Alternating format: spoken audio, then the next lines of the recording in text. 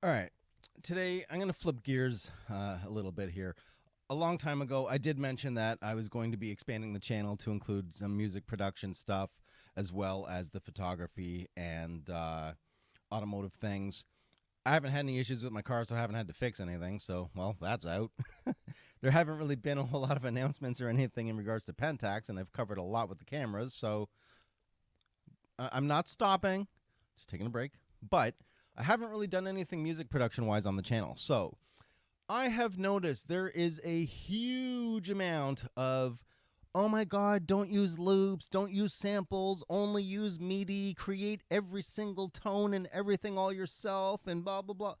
Man, you know what? Look, in regards to the industry itself, pretty much, I mean, in this day and age, every single artist has sampled. All of them. They have taken loops, they've sampled, like they're, okay, perfect example, Madonna. There was a track done by Public Enemy. Not only did Madonna sample the track, she literally, the whole thing, her whole song, I believe it was Justify My Love, is the exact same song, same exact beat, drums, bass line. She just basically said, hey, I like that whole thing. I want it for my song. And she paid the rights, obviously, because she didn't get sued. So she paid the rights and she sent the whole thing. And it was a pretty popular song. So what I want to show today is the fact that, yes, it's perfectly fine to use loops, especially if you're new to music production and you don't really know all the ins and outs of control, MIDI controllers and all that stuff. And, you're not extremely musically inclined, but you just want to play around, that kind of thing. There's no problem with using loops from your DAW. If you don't know what a DAW is, or a DAW, that is a digital audio workstation. So you do all your mixing, mastering, beat making, the whole nine, right? It's an all-in-one program. But you know, in regards to using loops, you can chop them up and make them completely your own, right? So there's really nothing stopping your creativity if you take the time to be creative. So I'm gonna give you an example of what I mean. We're gonna do just straight up loop. It's gonna be boring, and then we're gonna chop it up, and you'll see how much of a difference it makes if you actually utilize your creativity and chop up the loops to make it your own unique sound. And there is absolutely nothing wrong with that. So let's get into it. Okay, so here I've got the loops that I used to create this. Now, this is the standard loop that I originally chose, this section here. And what I did was I took this section, layered it here, and then layered it again here. And then I took this section and layered that here, right? So let's see what the loop originally sounded like without any manipulating from my end.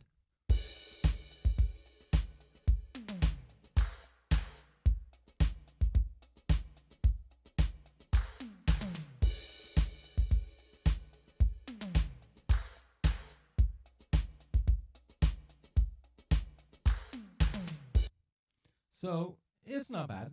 It's not bad. It could be better, but it's not bad. So let's unmute this track. And this is from where I layered the pieces I duplicated out of here, right? To have some slight repeating patterns. So check it out.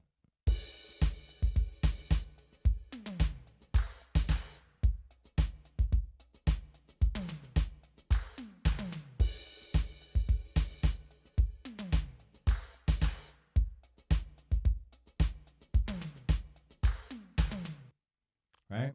So as you can tell, it already does sound different than it originally did with just the bass loop, right? And this is what I'm trying to explain. You can cut, chop, manipulate, layer, sounds from your existing loop. You're basically sampling the loop. You're resampling the sample that you're sampling from. Yes, the triple sample threat, right? So when you do this, you actually can create your own very unique sound without having to touch MIDI whatsoever. So you don't have to worry about quantizing if you don't know what that is. You don't need to, get the timing of each individual hit of each individual sound. A lot of DAWs that have loops already come with great sounds built in, right? Like that's the whole point of using loops, basically samples, right? So you can chop the samples up and just create your entirely own unique sound. So let's add in the bass line. So this is just the standard bass line that was from the loop directly. All I did at the end was take this section and layer it here and layer it here. So let's just take a listen to what let's take a listen to what this would have sounded like if I didn't change anything on the two loops.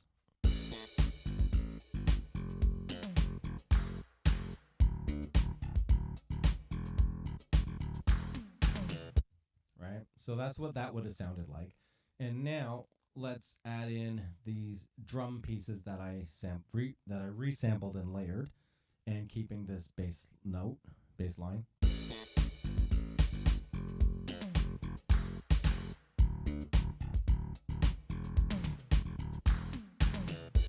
So it already does sound different. And now let's do the whole manipulation that I did and see how that sounds.